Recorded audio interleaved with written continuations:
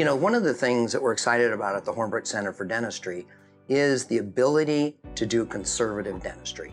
And one of those aspects is called an onlay. And our patients say, you know, what is an onlay?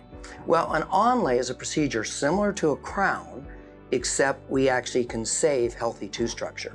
You know, I think one of my obligations as a dentist that practices today in this new millennium is to conserve as much tooth structure as possible.